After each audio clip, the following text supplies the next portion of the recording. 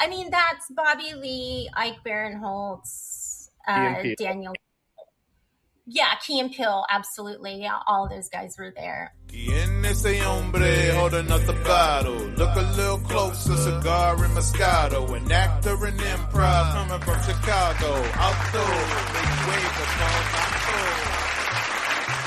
Hello, everyone, and welcome. My name is Paul Vato, and welcome to Paul Vato Presents, where my guest today is Brandee Stilwell, comedic actor, writer, author.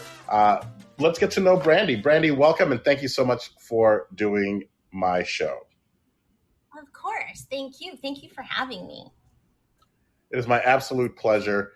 This is Fireside. If you're not familiar with it, I'm glad that you were able to log on with no problems. It's one of the owners is Mark Cuban, and I think it's a great app for what we do, podcasting and all this great stuff.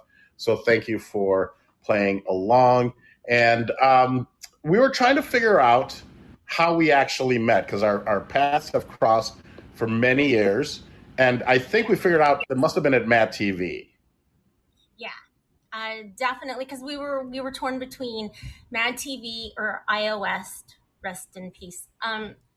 But I think I knew you from, I met you, or I would see you on the floor during tapings at MADtv, and then years later I would run into you at one of my theaters at iOS.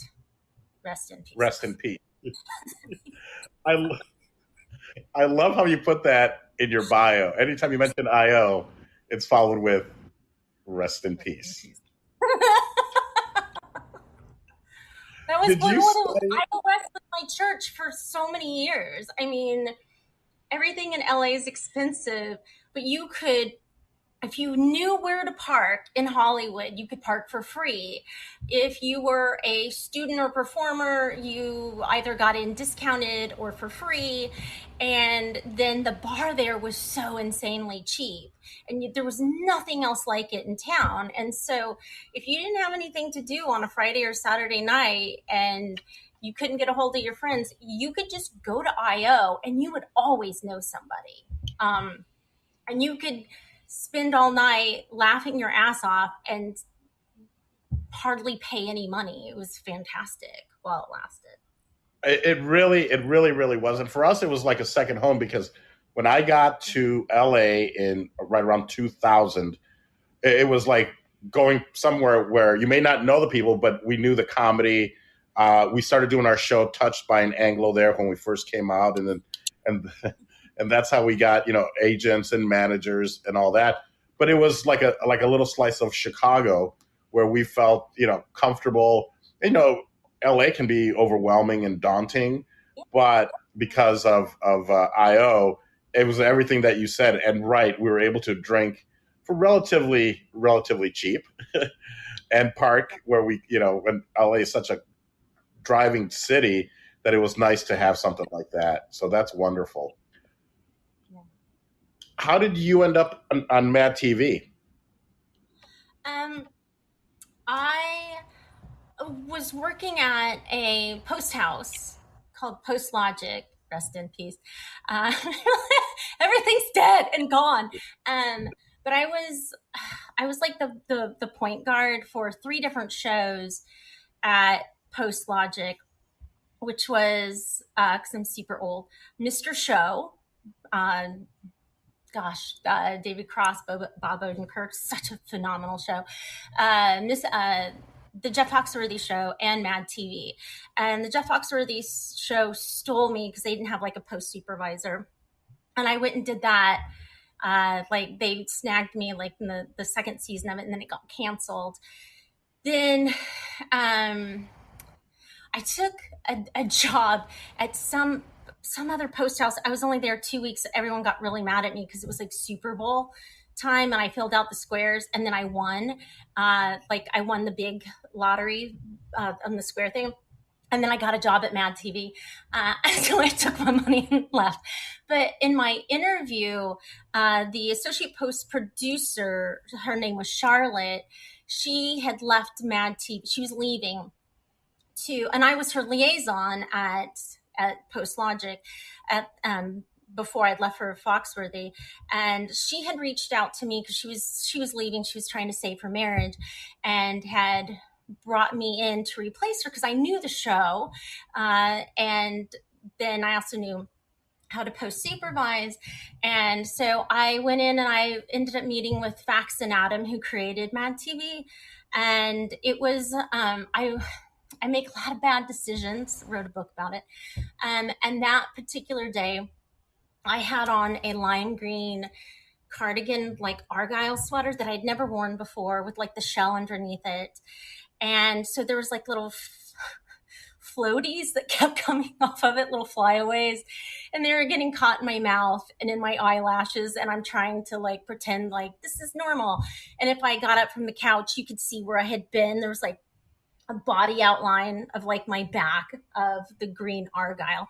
But I was so distracted in my interview with them because they had like a 3-foot tall bust of Elvis, and it was made out of gun ammo and cigarette butts.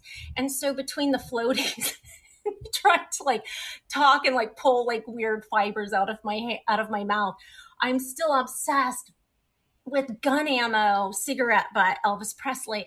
And I kept getting up in the middle of my interview, like also trying to like not have stuff in my face and mouth, but still like, what the hell is this? Because this is the most brilliant thing I've ever seen. And I think they appreciated my weirdness for everything that was going on around them. And they had toys in their office, and, you know, I have toys here, and it's just, you know, that's who I am. And that's how I got it. I think it was a shoe-in, but they were also like, you know, with the cardigan sweater incident, I think they were kind of afraid of me.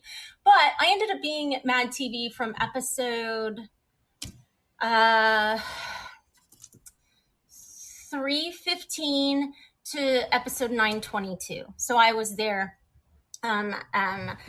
post supervisor, associate post producer during that time. So well over 100 episodes.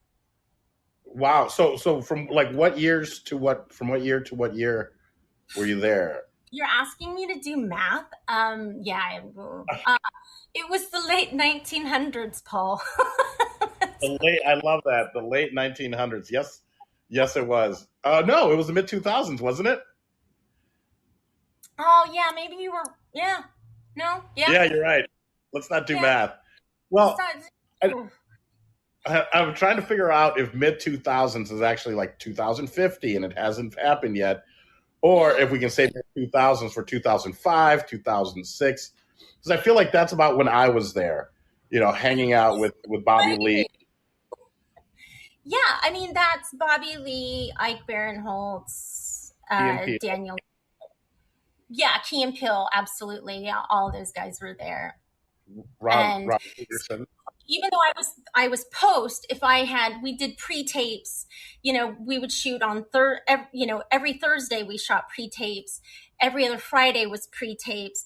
And then, so not only would I have to get an episode out and on the air, but I would also have to, we would also have to get the pre-tapes edited for the playback on every other Friday night for a live taping to get the laugh track.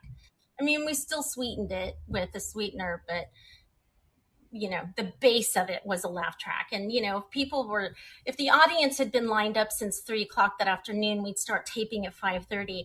And here I'm trying to play a sketch back at like 11. Nobody was laughing. Those could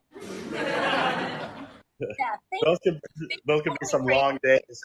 At least I was always able to go and hang out and maybe take a nap in Ike's dressing room or use the facilities in Bobby's. Ike was always like, don't use the bathroom here, use it in Bobby Lee's, which I thought was always fun. So that's, you know, I think that must have been when we first met. And then of course, Improv Olympic in the rest in peace in the latter years. Did you study at the IO or Second City as well, or Groundlings, or did you do any of the LA improv schools? I did. I've studied at Groundlings, UCB, graduated from IO West, rest in peace, and Second City. So yeah, alumni. Wow. Did you ever do anything in Chicago? I mean, I know you're, I think, from the Midwest, but you didn't do anything in Chicago. No, I came After I left KU, I did 2 seasons in film school in Rockport, Maine. And between seasons at film school, I did an internship at New York City. But again, I had weird, dumb stuff that would happen to me all the time. And even the people in New York were like, fuck Seinfeld or Stilwell, because I mean, I could go to lunch and come back with like pigeon poop on my face and my head, and try and give a homeless person like, here, I have part of my egg salad sandwich. Do you want some? Only to find out that they hated egg salad and they would just chuck it back at me. So I always had something. But the thought of doing comedy was not, I was like, I'm going to be a writer. I'm going to be a producer. I don't know what I'm going to be, but I kind of fell into post. And then that's how so when I ended up in LA, everyone's like, oh, well, post. And I was like, I don't want to do post. But that's where the beginning of my career had started, was in post-production. What were you doing then on shows like American Dad and Family Guy? Was this in post as well, or were you writing on those shows? After I left MADtv, Alex Borstein, they had Fox had just resurrected Family Guy from the graveyard. And so they were starting it back up after it being dormant for 2 years. So I was there. Gosh, I can't even tell you the numbers. I came in on episode 301. But I have no idea where I ended, because it's animation and it's you could so I was a script supervisor. So I could be going in, we would table read on a Tuesday, record on Thursday, but then I'd also have an animatic, a blue script, a pink script, the different episodes at different stages that we had to do, pick up. Or if Adam West didn't live in Los Angeles, I think he lived in Indiana, and so he would fly in. And so I would just have everything banked and organized. So I would sit in the record booth with Seth, and it was just Seth, myself, and our recordist. And then but I don't know how many episodes I did. I do know at one point my biggest claim to fame was, I think we had counted, right when I left, I was part of recording over 11,000 lines of dialogue, and I only missed one line, and it was Adam West. And I was picking up, he was getting ready to leave, and Seth asked me a question, and I was answering it, and then somebody else asked me another question, and I was trying to get back to Adam, and he had left. But luckily, that was we were doing a pickup on a Friday, and he wasn't flying back out until Tuesday. So he came back in on Monday. So it was but still, I missed one out of 11,000 lines of dialogue. Wow. That's pretty impressive. That's amazing. Had so much, that, it was wonderful, as the script supervisor. And then the people that would come through there were, it was lots of stories came out of there. I'll bet. Any other interesting shows that you worked on that you'd like to tell us about, or any stories that you may have experienced in any of these other mostly comedic shows that you've been a part of? Well, I will say, anyone that knows Seth MacFarlane knows he's total germaphobe. And Ron Jeremy came in. Now, I hadn't seen his films, just, reputation. And the kitchen at Family Guy, I don't know if it's still like that now, but back in the day, the kitchen at Family Guy was it's like walking into a 7-Eleven. If you wanted a king-size Butterfinger, there was a whole box full of it. There were, any kind of, if you couldn't go to lunch, there'd just be things of soup, soda, but just mainly candy everywhere. And Seth had tugged my shoulder to be Ron Jeremy we're trying to get him to leave. He wasn't leaving, and he wasn't leaving. And he kind of walked over to the kitchen, and there was a big bucket, a Smart and Final kind of bucket of pretzels, but it had one of those scoops in it. and, pre-COVID. And he's just talking. Ron Jeremy is just talking to us. And again, we're like, please just, okay, go. You're done. Go. And he walks over to the bucket of pretzels and just unscrews it, pulls out the scooper, puts it down, and just holding the bucket with his hands. And I'm watching Seth's face because it's Ron Jeremy. Like, you know where those fucking hands have been. Like, we know. And we're like, oh my God. But he's just talking. It's a Tuesday, like whatever. He doesn't, and we're all like, oh my God. And so he finally puts it back down and the scooper back in and the lid, at least he put the lid back on. And we're like, okay, bye. And he goes to leave. And Seth is like, you don't touch it, but burn it to the ground. And I think it was like November or something, because we still had Halloween tape and stuff that was out, like Crime Scene. And so I just went and got like duct tape and sealed it like a tomb, and then just wrapped Crime Scene all around it. And I'm like, put a little sign up. Ron Jeremy's hands have been all up in here. Stay away, do not touch. And you're like, oh God. And I think it sat on the shelf there for like a year because people were like kind of mesmerized. And then finally one day Seth was like, that shit is nasty. Just someone throw it out. And I think one of the PAs went and got rid of it. So amazing. Well, I think that was his MO, because I'm trying to remember where I first met Ron Jeremy, and I guess everyone has maybe some Ron Jeremy stories. And I want to say it was probably like at the upfronts, if that's what they're called, for MADtv, because maybe he'd made an appearance, so he'd been invited, or maybe if you're part of some organization, you're allowed to go. But basically, they were like, he just comes here to eat. He just, so he doesn't have to pay for food. So I think that was kind of his MO, is he would just hang out, whenever there was some kind of Emmy event, or I don't know if he was a member of the Academy. I mean, he is an actor in film, like you said, film. I think after that, Seth was like to the writers, no, because we would do stunt casting. So if somebody wrote a joke with Ron Jeremy, you would bring in that actor. If it was the cast of 90210, you would bring in, Jenny and Tori and Jason, to do that. So he was just like, no more Ron Jeremy. I mean, towards the end, there were several people that were just banned from coming, and he was one of them. Well, like, now I need a Silkwood shower just talking about it. I'm like, I can't get the water hot enough. Well, I also not to keep bringing him up, but I also ran into him when I first started dating. She's my ex now, and we were at Rock and Roll Ralph's. And I see Ron. I'm sure I just ran into him, but probably at this MADtv event. So I go, hey, Ron. He goes, hey, Paul. We just chat. I go, oh, this is I think I said girlfriend. This is my girlfriend, Sarah. And, and then afterwards, and he's like, oh, hi. I think she shook her hand. And I was like, whoa, okay. Well, she shook his hand.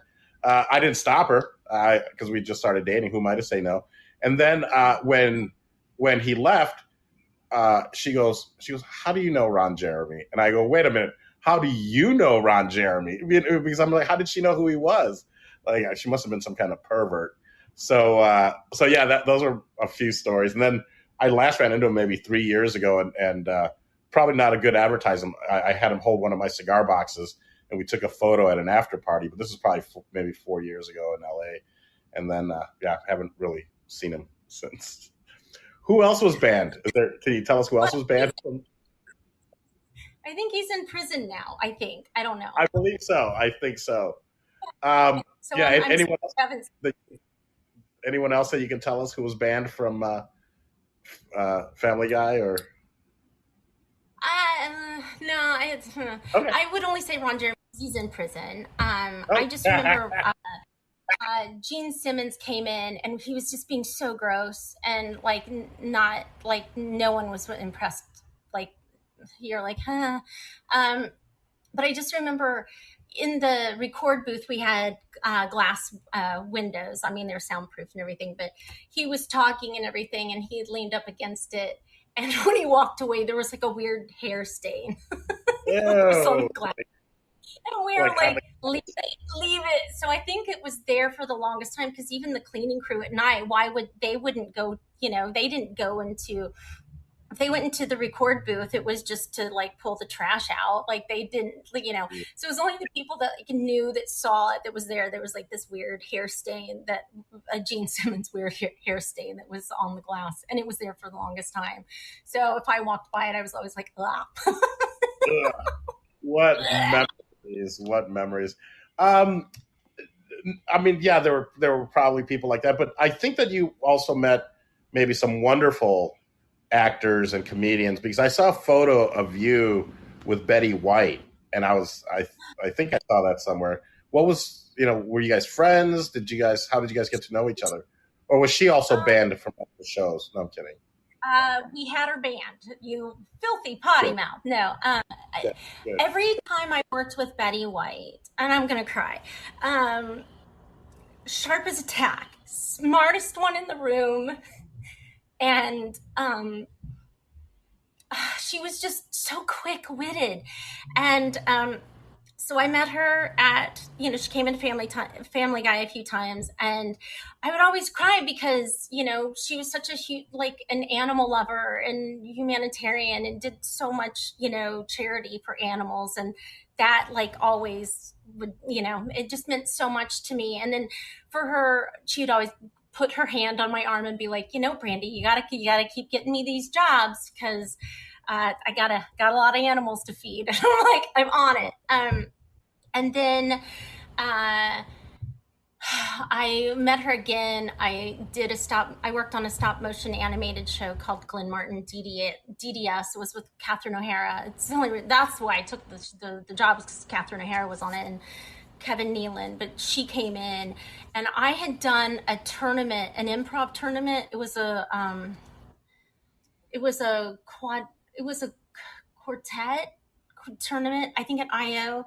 Okay. And so it was like a 4-person team, and it was just, single elimination, like, it was like an NCAA basketball bracket, to kind of get to the last two. And we had called ourselves My Dinner with Betty, and it's a picture of her eating a hot dog. And I was just like, and I brought in that improv poster of My Dinner with Betty. It was like a one-off team, and she signed it for me. And I was just like, oh my God. I mean, she's signed a couple of things, but that meant so much to me. She was a good person, just a good, you always hear, don't meet your heroes. And trust me, I met one of mine at Family Guy, who, let's just say, his initials are CC, and he was on SNL. And he was just awful, but and it destroyed me as a human being, because I had such a crush on him as a child. But then, here's Betty White, and when you hear that saying, "Don't meet your heroes, they'll always disappoint," blew my expectations. Like everything you would hope and want her to be, she was and more. So yeah. Oh. That's wonderful. That's wonderful. Well, maybe one day we can talk about CC, but I'd rather leave this on a high note. I know. I was like, wait a minute, is it CK? No. Yeah. I know exactly what you mean now. And that's such a shame, because I have heard horror stories, but it's wonderful that you had this great connection with Betty White. Because I mean, I never met her, but it's one of those big regrets in life where I wish I would have. Because. Well, I love old people, to begin with, but to have met somebody like Betty White, who was such an icon and a brilliant actor, and then became a brilliant comedic actor, and like I said, so sharp. That's how, being a Family Guy is how I met Carrie Fisher, and she played Peter's boss, Angela, and she was always a handful, but, it's fucking Carrie Fisher, and it just meant so much to me. And we had Phyllis Diller and Charles Durning, and it was just like, oh my God, every now and then, it was a job, and there was a lot of, drama and heartache that came with that job and disappointment. But at the same time, every now and then you'd be like, holy shit, like here's Charles Durning, like teaching me how to make sailor knots, because he carries string, or little rope in his pocket. And he would he would be waiting in our little lounge area before he'd go in, he'd be like making sailor knots and like, come here, let me show you how to make sailor knots. And I was never any good at it, but you know, it was just those kind of things that, you know, I will take with me to my grave. And you know, you got to be like, how freaking lucky am I? I'm so lucky that, you know, this amazing person, and you know, it's teaching me how to make a sailor knot. So wow, amazing. Now it's so weird. It's great that you know like who all these people are, you know, like Phyllis Diller and things like that, because you look so young that it's like, how do you know all these people? But that's amazing. You know, my whole body sounds like a haunted ship. So yeah. Well, that's wonderful. Thank you so much for sharing and sharing a lot of those inside stories, the good and the bad and the ugly and whatnot. But now let's. What should we talk about first? Your DC comic or your book? What would you like to talk about first? Well, the DC comic. Going back to improv, I was at Second City, and had auditioned to get into the grad program, and Ron West was the director of the team that I got picked to be on. And we were given an assignment. There were 4 women and 4 men on the team. And Ron just wanted a sketch. You know, everybody had to go home and write a sketch that had all 4 women. You could add the men if you wanted, but everything had to have the 4 women. And I had been kind of playing around with this Yeti character that kind of sounded like my Zooey Deschanel and my Yeti sounded they were the same. And I, you know, she had appeared at IO a couple of times, and, you know, it was like a go-to, you know, if a show's not going well, you can always pull out, you know, a go-to character kind of thing. And I was on my way to, because I worked at DC Comics and Warner Brothers, and I was on my way to WonderCon in Anaheim, and it was like early, it was like a Friday morning. And I had lived in Glendale at the time, off the 5 freeway. Now I'm going to sound like the Californians. And I had just gotten on the 110 over by Chavez Ravine, go Dodgers. And, you know, there's Police Academy Road. And so here I am, I'm like, oh, you know, at some point I need to come up with the sketch, but I have to work all weekend because I'll be at WonderCon. And I pass the Police Academy Road, and all of a sudden in my head I'm thinking Charlie's Angels, you know, once upon a time 3 little girls went to the police academy, and I'm like, and you can kind of see the beginning of Charlie's Angels, and I'm like, holy shit, that's what I'm going to do. I'm going to go write a Charlie's Angels sketch plus a Sasquatch or plus a Yeti. And that's what I ended up doing. And through that process, it went from Yeti detective to Sasquatch detective. And it ended up anchoring my grad program, my grad show that ran like 7 or 8 nights at, you know, weeks at Second City. And then several of the editors from DC had come in, and they were like, oh, has Dan seen this? He's the publisher. And I'm like, I don't know. He'll come at some point, I guess. And then he did. And then, of course, he gave me notes. And I'm like, dude, church and state. And I took them, but they weren't for that sketch. They were for something else that I had written. And so then he pulled me in his office one day and was like, hey, what are you going to do with Sasquatch Detective? And I'm like, well, I was probably going to flesh her out as like an animated show. And he was like, well, why don't we put it as an you have to introduce characters, you know, kind of gradually. So what if we put her in the back of Mark Russell's Exit Stage Left, the Snagglepuss Chronicles? So that's how she came. She was supposed to be in all 6, but then we had drama with the artist and wasn't able to get the work done. She's in the middle of a divorce or something. And so Sasquatch Detective only ended up in 5 of those.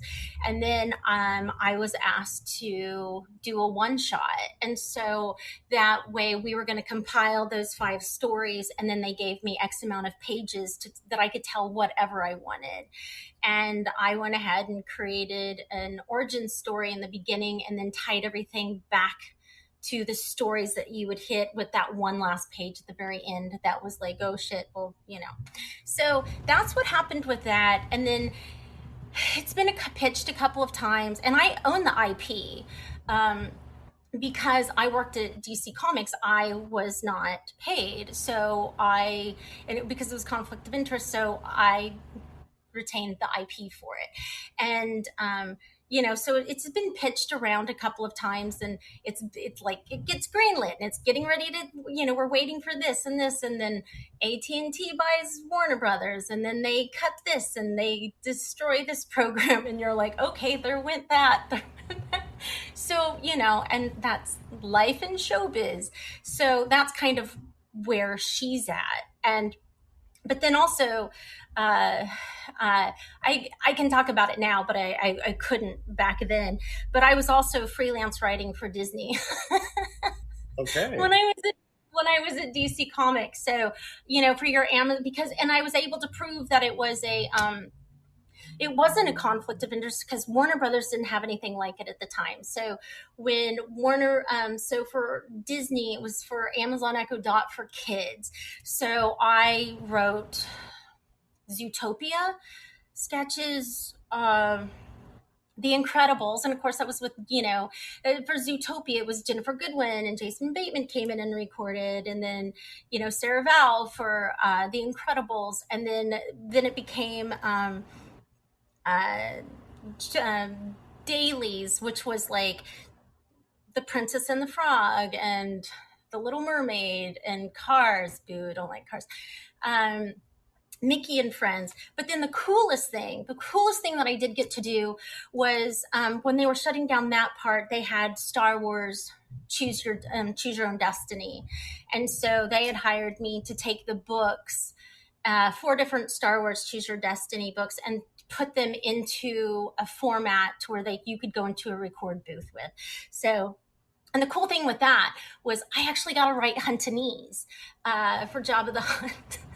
And then, of course, Lucas had to sign off on my new Huntanese lines of dialogue that I had to write. So I did, Luke and Leia, Han and Chewie, Poe and Finn, and Anakin and Obi-Wan. Those were the 4 books that I did. Wow, amazing. Man, you've had quite a prolific career as a writer and author and whatnot. Speaking of which, being an author, look what I found. What? Yeah. I'm loving your book. How did this come about? It took years to write. Years. And again, going back to the story in New York City, where I would go out and the, homeless person would chuck egg salad at me, or bird would take a poop on me. Every time if I went to the bathroom, I could come back with a story. You name it, it just random stuff would happen. My dad used to introduce me as his daughter that had the black cloud that followed her everywhere she went. Thank you. So if I went through a breakup or something, or if I had acne, and I didn't want to go out on a Friday or Saturday night, I would just write, and I would write. And I always had journals. Oh my God, I bet I have 50 or 60 journals in my apartment. And I would just write stuff down. And then then every now and then I would just pull out my computer and start writing these stories. And so for the longest time, the name of the book was called Jesus Hates Me. It was called Jesus Hates Me, but My Mother Tolerates Me, 70 Short Stories, to give you a vague idea why. And everyone loved it except my mother. And she actually cried. Oh, no. It hurts that every now and then friends will be like, oh, that was the better title. And I'm like, as long as she's still alive, I can't do it. So I compromised, and that's why it's called None of This Is Going According to Plan. And it's funny because it's been picked up for a sequel, which, everyone's like, what are you calling this one? And I'm like, well, we all saw I Know What You Did Last Summer. And then the sequel was I Still Know What You Did Last Summer. So the sequel is still None of This Is Going According to Plan. And, the funny thing is, when I went to go, because see, I have it on my end too, available on Amazon and barnesandnoble.com. and I think it's on sale right now, y'all, on Amazon. But when we were supposed to be getting this back from the printer, and the printer was in Tennessee, and I was at my publisher's house, John, who is a wonderful human being, and we were waiting for the book to arrive through FedEx, just so flip through it, sign off on it, and let it go live, and then it went missing. Of course, FedEx also. And remember, I told you that my blind cat with no eyes would come up at some point. She just. Here she is. Here's socialite. She doesn't have any eyes. But how did she lose her eyes? She had glaucoma and ulcers when she was a kitty, and so she's the bravest thing ever. And if there's a noise at the door, she runs towards it where everyone else runs away. So I'm like, she'll show up at some point. I'm sitting on a yoga ball, and I've been through 9 yoga balls in the last year and a half because if you're not sitting correctly, you hear and it's her jumping up on it. But anyway, the books went missing. And FedEx lost them. We couldn't figure out. And so it cost us 2 weeks from letting the book go live. And so the printer had to print new ones and then ship it back out FedEx. And so we're like, all right, well, that was weird. But then a few weeks later, you start hearing all over the news, and then it made national headlines, that there were train robberies in Los Angeles. So as with all the brazen robberies that are just happening now, as trains would be, with merchandise coming in packages into East LA, they'd slow down to 5 miles an hour, and people were just jumping on the back of the trains, bolt cutters, emptying out stuff, and then their friends were stealing it and everything. So we were like, oh my God, that's where the books train robbery. Yeah, I mean, it's the hottest book right now amongst Chicanos in East LA. So I'm telling you, that's fantastic that you got the book out there. Very organic. It's so funny because it's the same thing I think happened to was it Dan Aykroyd, and a shipment of his Crystal Head vodka, that went missing, and people were just it was well, at least people out there are enjoying it, type of a thing. So I wonder who has your book. If anyone has it, I'm sure they opened it and just dumped it on the train tracks, because then this went on for once. This had been going on for months, and then once the press got a hold of it and the news and stuff, and then it was a daily thing of people showing just people robbing, people walking across the street or across a bridge. Just random people were shooting people robbing trains, and putting it on TikTok and Instagram. Oh and my God. Wasn't until, and the tracks were, it was just thousands and thousands of packages. And it wasn't until one of the trains derailed that they finally cleaned it up. And the joke was that this book is over 400 pages. It's thick. And I'm like, I bet this was what derailed it. I wouldn't doubt it. The book. Your luck is carried in this book. So that's amazing. It's a solid, yeah. I'm going to use it for self-defense. If I ever get attacked here, I'll chuck it at someone. Cut right across the jugular. Yeah. Yep, I'm here for you. Thank you. Who did the artwork for it? Her name is Emma Kubert. And for any of you comic book fans, if you know the name Joe or Andy Kubert, famous comic book artists, and there's even the Kubert School of Art. Emma is Joe's granddaughter and Andy's daughter, and so she did it for me. And I wanted the cover, and of course, as far as I knew, Tanya Lightfoot, Sasquatch detective, who's named after a disgraced ice skater. I love Tanya Harding. That I wanted her on here as an Easter egg, and just tiny, and then she made her bigger than me. And so I was like, oh shit, I need to, so I ended up telling a story of how when MADtv was rebooted, Bruce Letty, who's the main director, had called me and asked me if I could audition for the reboot. And I was like, I can, but I have a small problem. I had a black eye. I had my first black eye ever. And it was a stage accident at Second City. And so I end up telling that story to justify a Sasquatch being on the cover. But the chalk outline of the bloody body, these are all Easter eggs to stories in the book. So the sunken boat, there's 3 different $5. There's like a story, 3 different stories called the $5 trifecta that's in there. Soda cans, which is gonna go back to Coca-Cola, which is why I have a Coke machine behind me. A ghost. Do you mention ghosts? I see dead people. This dentures and a shovel. I had been dating this jerk face, my live-in boyfriend.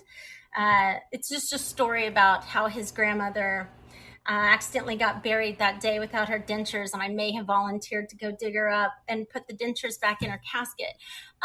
So it's just a lot of Easter eggs of stuff. This is amazing. Folks, please, if you can, pick this up. It is on Amazon. It's on. Did you say Barnes and Noble, or what's the other one? It's on barnesandnoble.com. I think we are working on right now trying to get it into Barnes and Noble. I have an awesome publicist, Jennifer Perry, who is trying to, because it's a mom and pop publishing company. Sideshow Media. John Booker is my the publisher. And but anyway, it's definitely available on Amazon. Again, like I said, I think it's on sale. And then I think it's available on barnesandnoble.com as well. But hopefully, I love that maybe you know your audience because of what you put here. If you have a few minutes to kill on the subway, need some entertainment before you fall asleep, or unexpected time on the toilet, look no further. Brandee's here to share her shame with you. I love that. And I am such a big fan, of course, of Tina Fey, Amy Poehler, and David Sedaris. It's brilliant. He is one of my favorite authors as well, as is Tina Fey and Amy Poehler and Rachel Dratch and all these brilliant improvisers from Chicago. And of course, Me Talk Pretty is one of my favorite books from David Sedaris, and I'm a big fan of Amy Sedaris as well. So you're a great company, and I think that this book is a hit, and I think people should buy it and order it not right now. Finish watching this and then go order it, or multitask. Yeah. And normally, I think we did this backwards because I was going to ask you about where you grew up. I know that your bio was very interesting in that your ethnicity? Well, it was Quaker. I don't think Quaker is an ethnicity, but is that true? No, I grew up Cherokee Indian, and then we grew up Quaker.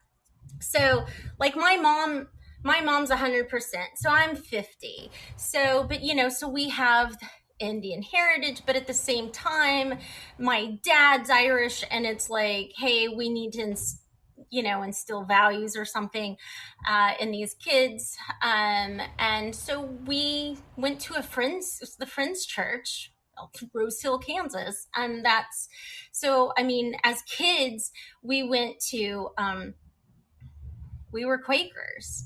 And I just remember as a kid, because again, I'm obsessed with cemeteries and I love taking photos, and I just love going to cemeteries. And which came in so handy during the pandemic. Like, hey, nobody has COVID here alive. You can't get me. But as kids, our chores as Quakers, every family had chores, and ours was to take care of the local cemetery. And I was just obsessed with children's graves, and so I always made sure they were clean. And I would pick dandelion. My parents are like running lawnmowers over here. It wasn't that big of a cemetery. It's just like maybe 2 or 3 acres. But I'm out picking with a little paintbrush, making sure all the babies' graves are clean, and then putting little dandelions on their graves for them. So hobby, you gotta have a hobby even if you're 5. And what better hobby than hanging out at a cemetery cleaning other children's graves that died in the 1800s? Off of a dirt road surrounded by a cow pasture. Yeah, what's up, Kansas? You know what? You've described ex-wife's family farm in Mount Hope, Kansas, which is right outside of Wichita. You know, they had a land grant back in the 1850s by like President Grant. They have, I believe, or they had the oldest wood frame house in Kansas on this property in Mount Hope, and on that property there is Star Cemetery, which is exactly as you describe it. It's a small patch of land, I don't know, maybe an acre, with family, but they donated it to the county. They donated it to the county, and yeah, it's. I think the county now takes care of it, but it sits on their land. It's and you see all these headstones with, you know, deaths from the 1800s, early 1900s, and just so much history there. So there's something very appealing about that cemetery, those cemeteries. Yeah. Amazing. And you grew up in Kansas then? Yes. Have you done anything with, because there are other famous people from Kansas, correct? I mean, isn't like Sudeikis from Kansas and Eric Street, Paul Rudd. Yeah, I remember. I'm doing a Herald. I'm just bringing stuff back. I remember I was doing a tournament, a state tournament, and it was like whatever state you were from, you were kind of thrown together. And there were 3 or 4 of us from Kansas. And I remember we were like, how do we get a hold of Sudeikis, Rudd, and Street, and we can dominate? Yes. And I think we were able, because Sudeikis also went to KU, but you know, I met him. I hadn't seen him. The thing is, I only met him like once, and I was at a taping of Saturday Night Live because I may be obsessed with U2, and U2 was the musical guest that night. And do you remember Rich Tallarico? Tallarico was a writer on SNL, and he invited me to fly out, and he was just like, "Hey, do you want to come to the taping?" I'm like, yes. So during the rehearsal, we were in the green room with Tina Fey and Chris Purnell. Oh my God, I butchered his name. But he was so sweet and kind. So was Tina. And so we hung out in the green room for the camera blocking, and then we went into the stands for the actual taping. But I want to say at one point Sudeikis had come up to the green room, and I met him like very briefly, but you know. Amazing. Ted Lasso, come on. I mean, I knew him from, you know, the Chicago days, and then just would always, you know, either run into him. So we've always had this connection. And I like letting people know that George Wendt is his uncle. Well, sometimes people don't know that Jason Sudeikis' uncle is George Wendt. But yeah, no, I'm friends with Rich Tallarico. Great guy. He was a writer did you know him when he was at MADtv? Because he was also a writer at Mad and then SNL. Yeah, that's how I knew him. You know, because he was there for many, many years, and so was I. So yeah, that's how I know Tallarico, and that's how, you know. So when I started the whole improv thing, it was like, you know, even if I didn't know people at IO, you know, I would go see Dasrisky because, you know, I knew Tallarico. So yeah, it's another great. All these great names: Bob Dassey, Rich Tallarico. And PJ Jagodowski, right? Was that Dasrisky? Yeah, it must have been. Yeah. Wonderful. If people want to follow you, if people want to get a hold of you, I did put your links. Here's Maura. Why? She's back. She's blind. So she's been blind her whole life? No, she was born with both of her eyes, and then I think she was like 3 or 4 months old when she lost the first eye. They had to the rescue group had to have the surgery done, and she lost her eye. Then when I adopted her, she only had the one eye, and they were like, "Oh, she's going to live a nice, long, happy life." And I had insurance for her. And then I think I had her 35 days, and then her good eye, her only eye, went south, kind of swelled up like an alien, and took her to an eye specialist and everything. And we tried for 2 weeks to try and, would wake up every few hours, like in the middle of the night, and make sure, you had to do a combination of drops and stuff trying to save it. And they couldn't. So she's been without both eyes now for almost 2 years. But the night that she came home from the hospital, she played for like 9 hours straight, and she's super smart. She loves crinkle balls. She'll take them into the bathtub because she can control the roll. So every night I take a shower, I have to check the bathtub for toys. So she just takes stuff in there and will play with them for hours. So, she has other toys and stuff, but she loves the bathtub. So she's very smart. That's amazing. Brandee, thank you so much for taking time out of your busy schedule to be here. And folks, please follow Brandee at either, twitter.com, Brandee Stilwell, one word, or there's also twitter.com, is it Sasquatch D as in David, DET? Sasquatch Detective, DET, or on Instagram, which is instagram.com/Brandee_Stilwell. And of course, follow me at paulvato.com and vato.tv. And anything else you'd like to promote? No, I just, I think the theme of this book is, I was always that person that, like if there's a race, I was the one that always came in like 5th or 7th or 9th. I could be racing with 2,000 people, but I'm like 5th or 7th or 9th, and you'll never hear about me. And that's because, I fell in an open manhole, or I didn't read the directions correctly, or I made a right instead of a left. But I think the main point of this book is that if you get knocked down 7 times, you got to get back up 8. You just got to keep getting back up and get back up and get back up and get back up. And, it's Tallarico that you used to always say to me, it's not a race. None of this is a race, Brandee. So you just, and I'm like, so kind of taking, as an improviser, you would always want to take as much information. You don't want to be Craig Kukowski. You don't want to be Rich Tallarico, but you want to take a little piece of Kaki, a little piece of Tallarico, a little piece of Dassey, Ron West, and then make it your own. And, because you have your own DNA, but if you can take a little, knowledge from an education from other people, Jamie Moyer, and become your own person. But again, life is tough. The road is never, ever freaking easy. Well, it is for some people, but not from this one. And that's why I'm just, the motto is you get knocked down 7, you just got to get back up 8. So amazing. Well, I think as long as amazing. That's it. As long as we take that DNA from those wonderful people and not Ron Jeremy, I think we'll be okay. Lots and lots of hot water, soap, and hand sanitizer. Amazing.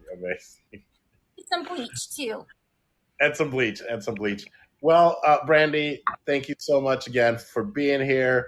I appreciate your time, and I would love for you to do this again if you'd like to promote anything else, or if you'd like to catch up again. You are truly an inspiration. Thank you so much for having me. It was such a nice surprise to see. To see you in my inbox, and I'm like, oh, Paul, what's up? Yeah, I would love to do this. This was so much fun. Thank you. You got it, my friend. You got it. All right, folks, the show has come to an end. I want to thank everyone that was here, and of course, for anyone that listens to it on the replay. Thank you, guys. Ese hombre holding up the bottle. Look a little closer, cigar and Moscato. An actor in improv coming from Chicago. Auto, make way for Paul Vato.